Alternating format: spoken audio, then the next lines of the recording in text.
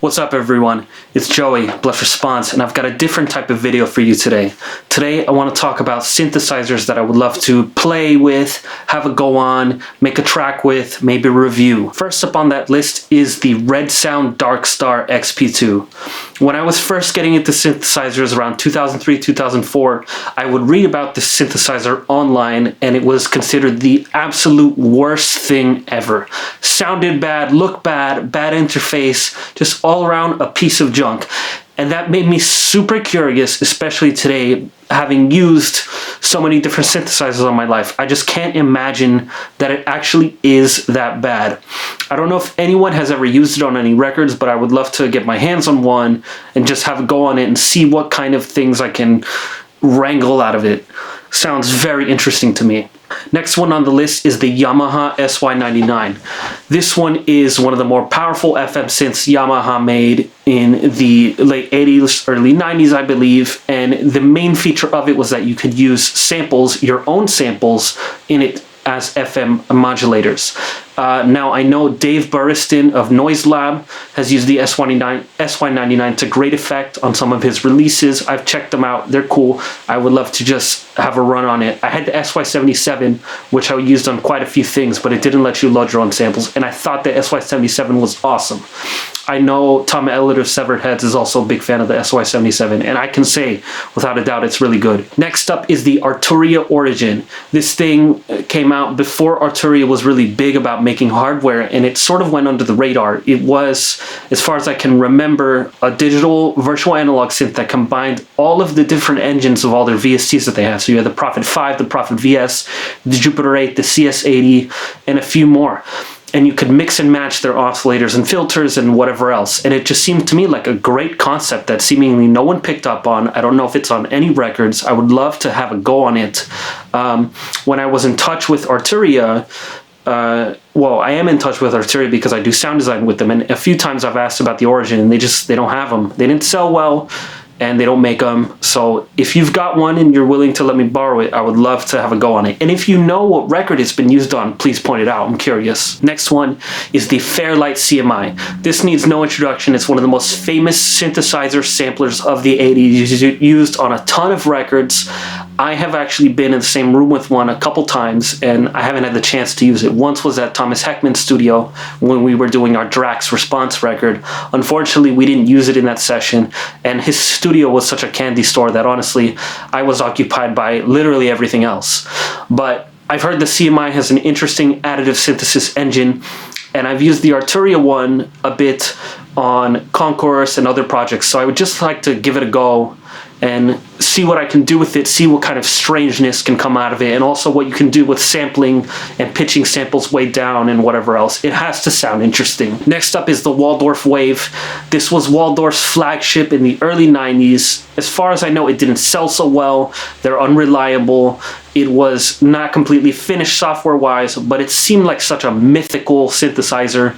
I know Ulrich Schnaus and Anthony Rother both have them and use them to great effect. I also heard that Snap has one. I just want to see what it's about, play with it. It looks so cool, so big, so majestic. There's even a photo of Kevin Key using one, and I asked him, whose was this?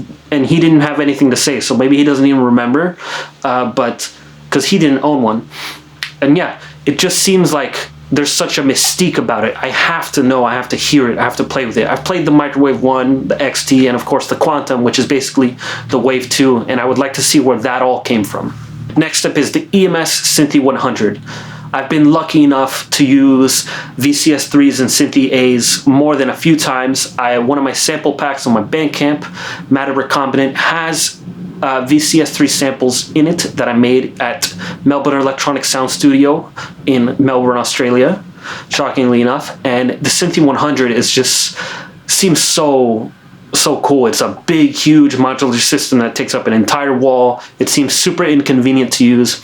Reese Fulber has told me that he used one a while ago in Canada and that it just took forever to get anything done, but it sounded amazing. And for that alone, I want to have just a day with it where I can just get really deep into it. I know that Meat Beat Manifesto and Aphex Twin both have Synthy 100s, and if you listen to Meat Beat's record, Are You Okay? Supposedly there's Synthy 100 all over that. I'm a big fan of Jack Dangerous and Meat Beat and everything he does, and of course Aphex as well, although I don't know where he's used the Synthy 100, but when you listen to Are You Okay? It sounds dope. I would love to just take a run on that. Next up on the list is actually two synths in one, the Yamaha VL1 and VP1. I've actually played both of these at Yamaha's booth in Superbooth, and these were two separate physical modeling synthesizers that Yamaha put out in the 90s. I'm not sure if the VP1 actually made it to production or not, but the VL1 did, and there are very rarely units available. The VL engine was probably the most advanced physical modeling engine to ever come out in hardware or software. There's still nothing like it to this day, and it has such a mystique for me. I got the EX5R for a hot minute, and it had a cut down version of the VL1 engine in it, and even in there I could hear things I've never heard before. And physical modeling as a whole seems to have kind of disappeared from the market. You know, you had the Korg Prophecy, which I own and have used a lot. You had the Technics WSA1, which I own and have reviewed. You had the Yamaha VLs, and there might be a couple other things I'm missing. And in the modern times, you have the Quantum, which has modal synthesis. You have the mutable elements. You have applied acoustic stuff, IntelliGel Plonk, etc.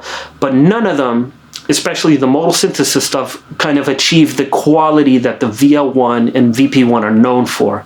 And I would love to really see just how weird they can get, because what you hear from them a lot in demos is emulative stuff, wind instruments or whatever, and that's cool, but I want to make really, really strange wind instruments.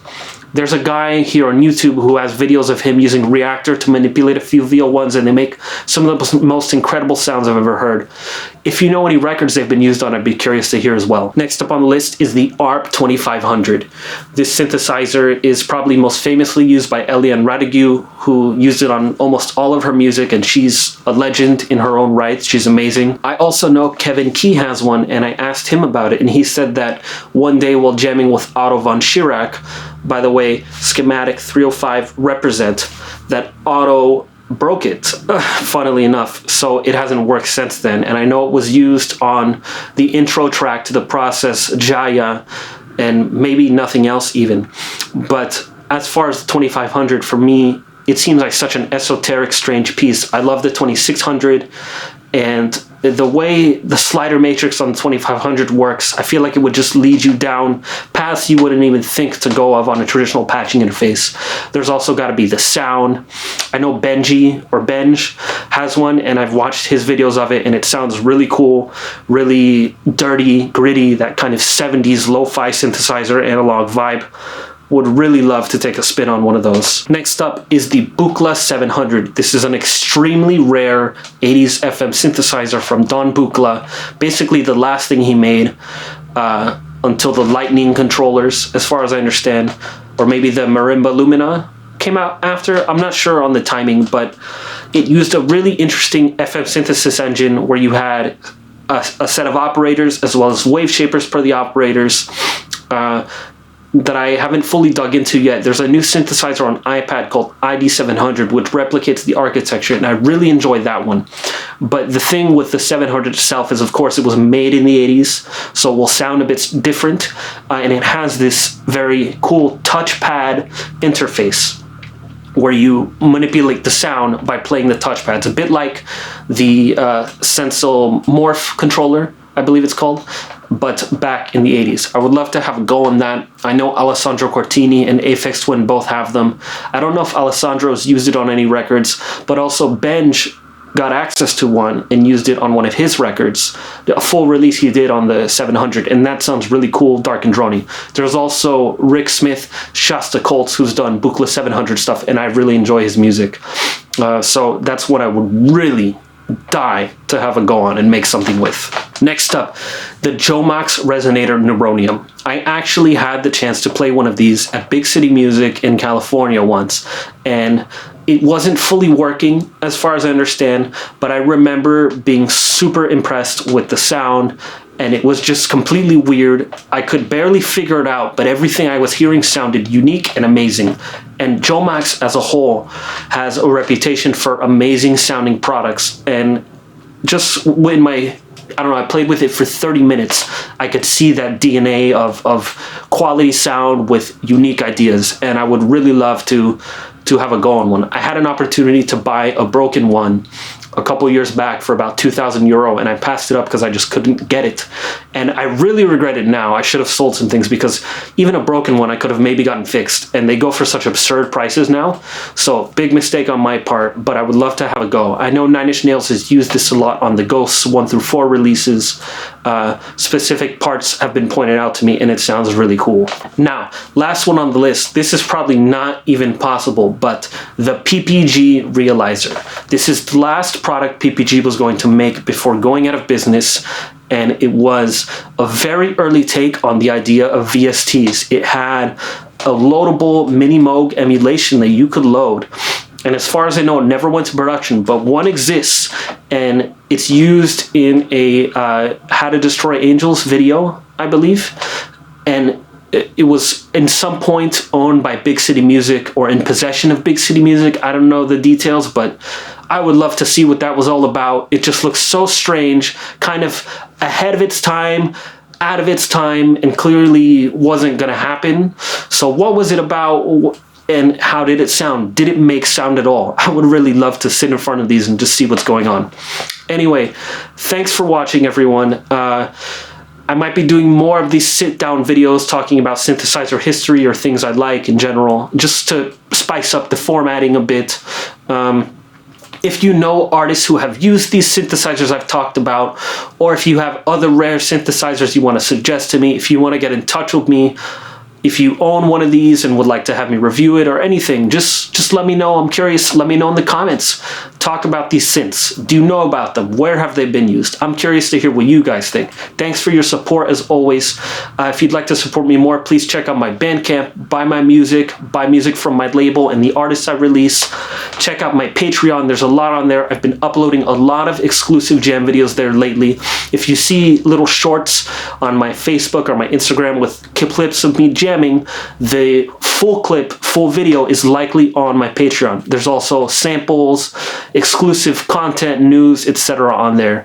Check it out. Don't forget to smash like and subscribe here. And I've left some affiliate links in the video description and pinned comment where you can buy gear from either Perfect Circuit in LA or Clock Face Modular in Tokyo, and just anything you buy from there will give me a little bit of kickback. It would be a great help. Thanks for watching. Until next time, peace out.